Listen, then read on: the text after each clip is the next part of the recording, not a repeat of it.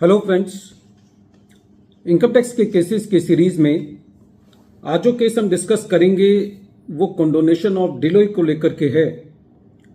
जैसा कि हम सब जानते हैं कि एसएससी को अपने इनकम टैक्स की रिटर्न एक due date of filing of the return तक फाइल करनी होती है। एसएससी के पास कुछ बिलेटेड रिटर्न फाइल करने का भी पीरियड होता है। यदि एसएससी उसके अंदर भी अपनी रिटर्न फाइल नहीं करता और एसएससी का कोई रिफंड रह जाता है तो सलीका यह है कि एसएससी को section 119 sub section 2 clause B के अंदर अपनी कंडोनेशन की एप्लीकेशन लगानी होती है। और रेवेन्यू का एक सर्कुलर है 9 जून 2015 का जो कि कंडोनेशन ऑफ डिले की मर्यादा के बारे में बताता है। प्रेजेंट केस के अंदर एक बहुत इंटरेस्टिंग केस आया। एसएससी ने कंडोनेशन की एप्लीकेशन फाइल नहीं की थी, फॉर्मल एप्लीकेशन फाइल नहीं की थी, लेकिन एसएससी ने असेसमेंट ईयर 10-11 के लिए अपनी बिलेटेड रिटर्न का टाइम निकल जाने के बाद भी अपनी रिटर्न जो है वो इनकम टैक्स डिपार्टमेंट में दायर कर दी, जिसके अंदर एसएससी का रिफंड बनता था। और उसके 8 साल बाद एसएससी को ये याद आया कि एसएससी की जो रिटर्न जमा की थी उसके ऊपर रेवेन्यू ने कोई एक्शन नहीं लिया और उस वक्त एसएससी ने अपनी कंडोनेशन की एप्लीकेशन दायर करी।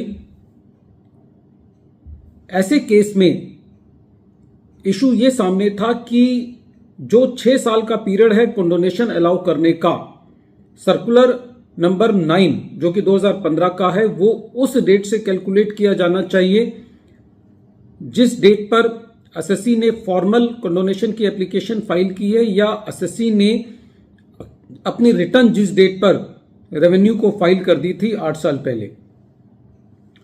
यही इशू कर्नाटका हाईकोर्ट ने अपने एक case principal commissioner of income tax and another versus Vivek Krishna Murthy के केस में डिसाइड की और ये केस 474 आईटीआर पेज नंबर 506 पर रिपोर्ट हुआ और इस केस का जजमेंट 8 जनवरी 2025 को आया। केस बहुत ही इंटरेस्टिंग है। प्रेजेंट केस असेसमेंट ईयर 10-11 से बिलोंग करता है। एसएससी की जो रिटर्न फाइल की जानी थी वो सही मायने में 31 जुलाई 2010 तक फाइल की जानी चाहिए थी और जो बिलेटेड रिटर्न थी वो 31 मार्च 2012 तक फाइल की जानी चाहिए थी। लेकिन एसएससी जब तक भी अपनी रिटर्न फाइल नहीं कर पाया और एसएससी ने अपनी रिटर्न 13 जुलाई 2012 को फाइल करी। एसएससी का कोई रिफंड बनता था, रेवेन्यू ने कोई एक्शन नहीं लिया और एसएससी ने 8 सालों तक इस अपनी रिटर्न पर या रिफंड पर कोई भी कार्रवाई नहीं की। 8 साल बाद एसएससी को यह ध्यान आया कि उसका ये रिफंड बनता है। उसने कंडोनेशन की एप्लीकेशन फाइल करी section 119 sub section 2 clause B के अंदर सर्कुलर नंबर 9 ऑफ 2015 का हवाला लेते हुए। लेकिन रेवेन्यू ने इस एप्लीकेशन को कहकर के रिजेक्ट कर दिया, ये कहते हुए कि जो सर्कुलर नंबर 9 है 2015 का, उसके अंदर कंडोनेशन की एप्लीकेशन जो है वो उस असेसमेंट ईयर के 6 साल के अंदर फाइल की जानी चाहिए जिस असेसमेंट ईयर से वो मैटर रिलेटेड है। सर्कुलर ये भी कहता है कि जब एसएससी जिस महीने में एप्लीकेशन लगाएगा उस महीने के 6 महीने के अंदर वो एप्लीकेशन डिस्पोज ऑफ होनी चाहिए। जब एसएससी की इस एप्लीकेशन को रिजेक्ट कर दिया गया तो एसएससी ने कर्नाटका हाईकोर्ट के अंदर एक पिटीशन दायर करी और सिंगल जज की बेंच ने यह कहा कि प्रेजेंट केस के अंदर क्योंकि एसएससी ने अपनी जो रिटर्न थी वो 8 साल पहले फाइल कर दी थी, तो इसलिए जो कंडोनेशन का पीरियड है वो उस डेट को देखा जाना चाहिए, ना कि 8 साल बाद का। यह जरूरी नहीं है कि एसएससी ने कंडोनेशन की कोई फॉर्मल एप्लीकेशन लगाई हो, क्योंकि फॉर्मल एप्लीकेशन 8 साल बाद लगाई है लेकिन एसएससी ऑलरेडी अपने क्लेम को डिपार्टमेंट के पास 8 साल पहले लगा चुका है, तो एसएससी की कंडोनेशन की एप्लीकेशन को एक्सेप्ट किया जाना चाहिए।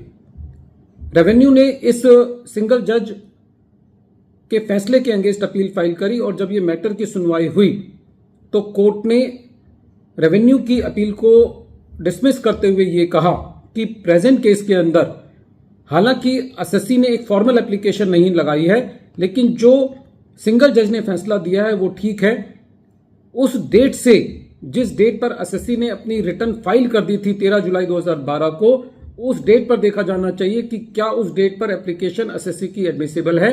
और कोर्ट ने सर्कुलर नंबर 9 जो कि 9 जून 2015 का है, उसके पैरा 6 का भी हवाला देते हुए ये कहा कि पैरा 6 ये भी कहता है कि यदि एसएससी ने कोई 6 साल बाद भी एप्लीकेशन लगाई है तो उसको भी एडमिट किया जा सकता है। रेवेन्यू ने उस पैराग्राफ के ऊपर अपना कोई कमेंट नहीं दिया है।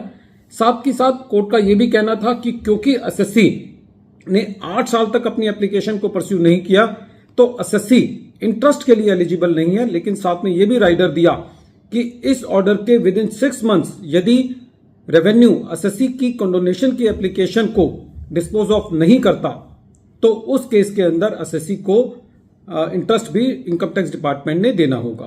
फ्रेंड्स, ये केस बहुत इंपॉर्टेंट है। इस केस से ये चीज सामने आती है कि एसएससी को अपने क्लेम को किसी ना किसी तरीके से यदि एसएससी अलाइव कर पाता है, जिंदा कर पाता है, तो एसएससी कहीं ना कहीं अपना मैटर निकाल करके ला सकता है।